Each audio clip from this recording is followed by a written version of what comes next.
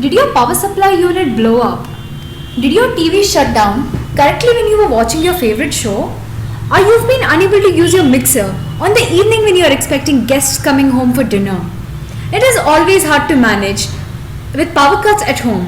In this video, I, Purna Mujumdar, and my friend Sumit Verma come to you with a solution where you can take the necessary precautions to avoid the discontinuity of power supply in your homes. Suppose there were no current limiting options in a power supply unit, then this is what will happen. I will now be referring to power supply units as PSU. If a short circuit happens in the load, high current will flow through. The load can be anything driven by the PSU. Say some points of the circuit get shorted out, a very low resistance path is formed. Something like that is represented in this diagram. Since there is no resistance in the path for the flow of current, very high currents flows, which can heat up and destroy any components nearby. One option to tackle this problem would be to use an old-fashioned fuse. But that means after every time it gets burned out, you have to replace it. Another problem is the time it takes to burn out. If it's longer, the components may get affected. Now, many PSUs have a current limiter circuit to set an upper limit for the current. The current limiter is a circuit which imposes an upper limit on the amount of current that is delivered to a load, so that even in a situation that the load gets shorted, the current should not exceed the fixed amount. Now let us observe the circuit and see how it works.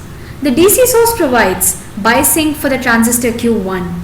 Thus the base current flows to the resistor R4, turning on Q1. The R2 resistor is the sensing device which senses the rise in the current. The voltage across R2 will become more than 0.7 volts, and that is when the transistor Q2 turns on. The collector current that flows through Q2 deprives the base of Q1. This reduces the collector current of Q2. Thus, on the whole, the collector current in the circuit is controlled. This essentially is the load current through R3.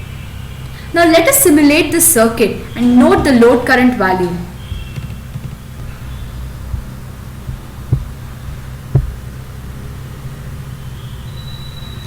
Upon simulating, we are getting a load current value of 1.103 milliamperes. Now let us make a small change to the circuit.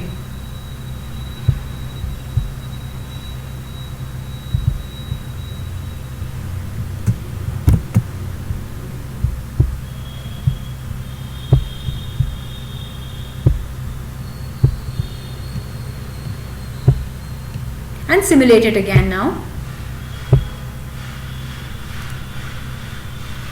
We can see that the load current value is still the same, that is 1.103 milliamperes. So if the load current is shorted out, the current flowing through will still be the same.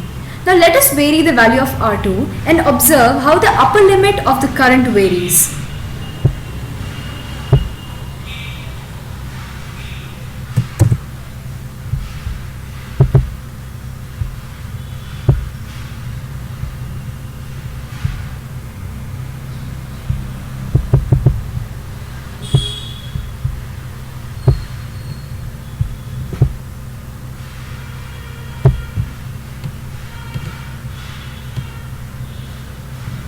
Now the load current value has changed to 0.587 milliamperes. Thus we can say that the upper limit for the current is decided by the R2 resistor, that is the sensing resistor in the circuit. Not only in the PSUs, but this current limiting circuit is also used in many ICs. An example is the 7805 regulator IC, which is used to give a fixed DC supply of 5 volt. The current limiter circuit will provide protection for the IC as well as the rest of the circuit. Now, many transistor circuits can be analyzed in a similar way to the one above. These BJTs work as switching devices in circuits like these. So all you gotta see is when and how the BJT switches off and on, and which current switches on the BJTs. We hope the video was useful to you. Thank you.